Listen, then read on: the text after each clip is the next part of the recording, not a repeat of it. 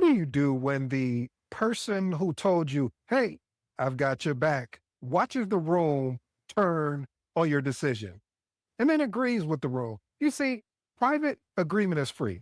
Public alignment it costs something. And most people only pay when it's safe. Most people think a story is about loyalty.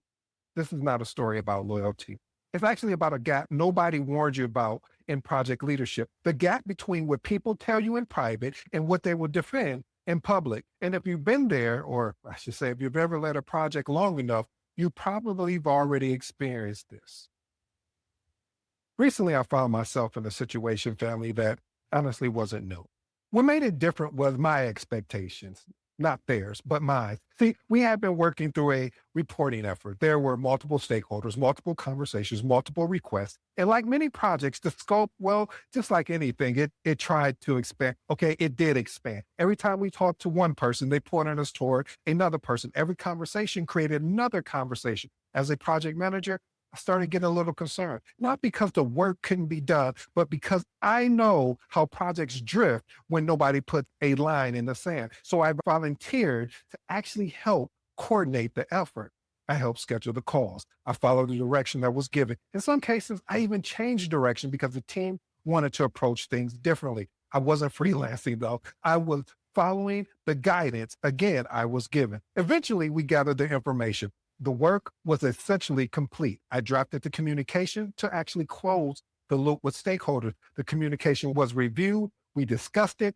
I truly believe we were aligned. Then we walked into a meeting. Suddenly, the discussion changed. The focus became the actual communication, the urgency, the interpretation, the approach. At one point, I even asked the person who worked alongside me in this journey if they had anything to add.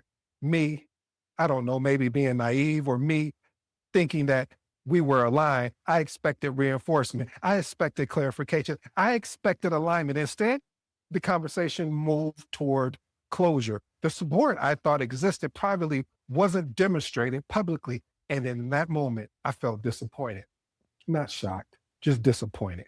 Principle number one, understand the environment before you judge the person. One of the hardest decisions or lessons learned is that people do not, and I repeat, do not make decisions in vacuum. They make decisions inside systems, inside reporting structures, inside politics, inside culture, inside environments. The same person can behave completely different depending who's in the room. Why is this important? When you only evaluate the individual, you miss the larger forces influencing their behavior. That environment often explains actions that personality alone cannot. Experiment with these actionable tips. Before judging someone's behavior, I want you to ask yourself, what pressures might they be responding to that I cannot see? Next tip, learn to evaluate both the person and the environment they operate within, because both really matters. Here's my professional advice, family.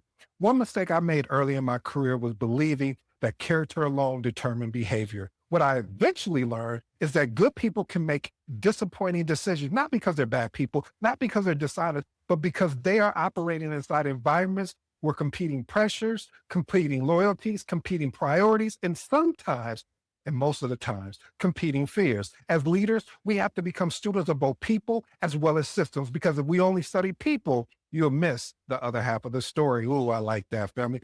Let me help you understand this.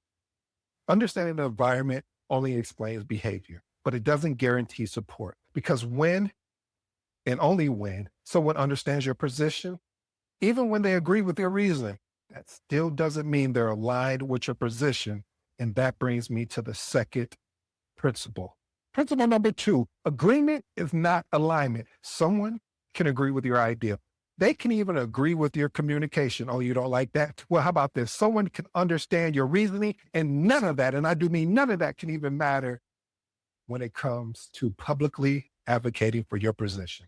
Alignment requires ownership. Agreement requires understanding. Those are not the same thing. Why is this important? Many leaders get blindsided because they make the mistake.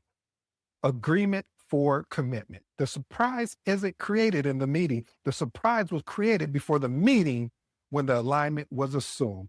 Experiment with these actionable tips. Before important conversations, ask, if this gets challenged, are we still aligned? Next tip, look for a demonstrated support, not an assumed support. See, let me say this real quick, family. Actions always reveal more than the conversation. Whew. I could just drop the mic right there alone because here's my professional advice. This lesson has cost me more than I can even share with you. I mean, it's cost me because it's taught me something where I used to leave conversations feeling confident because everyone agreed, nobody objected, nobody challenged the plan. Then I would walk into meetings and discover the agreement wasn't a commitment.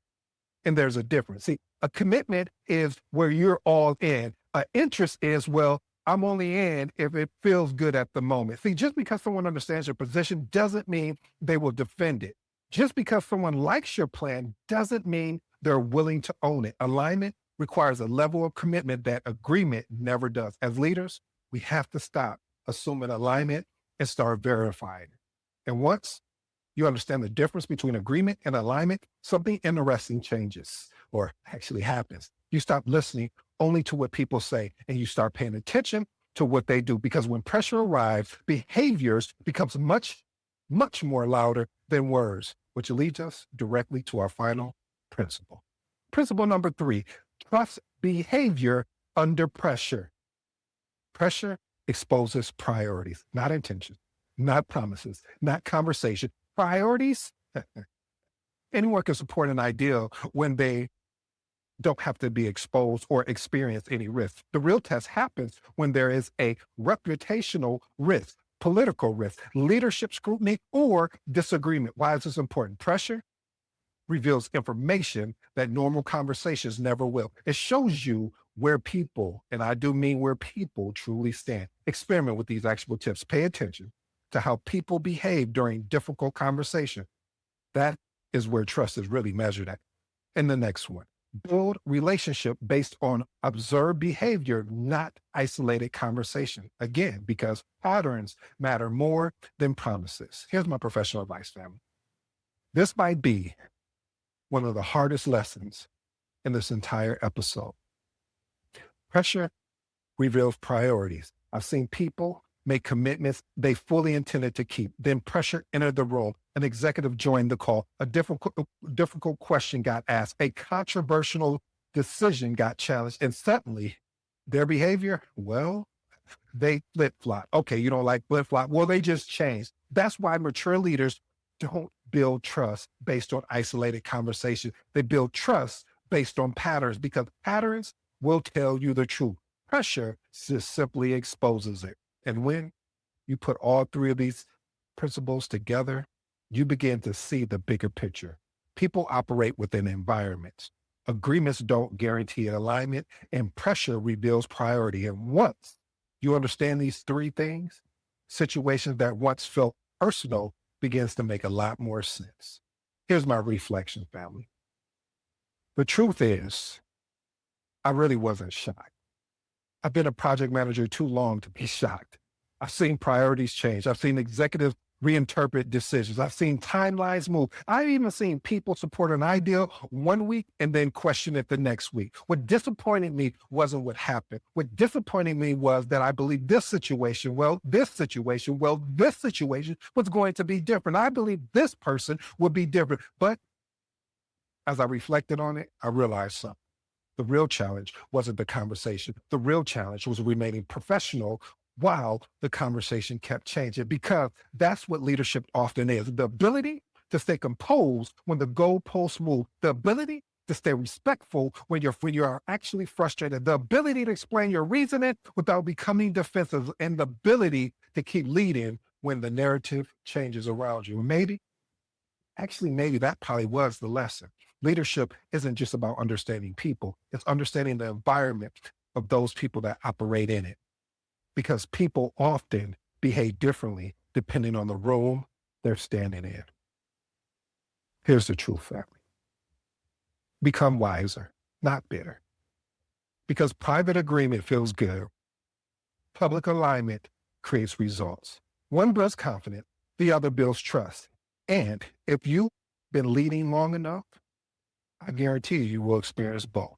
You probably walked into a meeting expecting support. You probably watched conversation go in a direction you didn't anticipate. You probably left a room disappointed, not because you were shocked, but because you expected something different. The lesson isn't to trust nobody. The lesson isn't to become bitter. The lesson is to become actually wiser, to understand people, to understand environments, and to recognize that leadership isn't about controlling each other. It's actually about learning how to navigate both.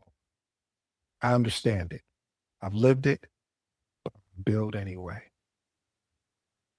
If you're new to the episode, I go by the name of ED. For all you smart and intelligent folks out there, that just simply means Ed. Until next time.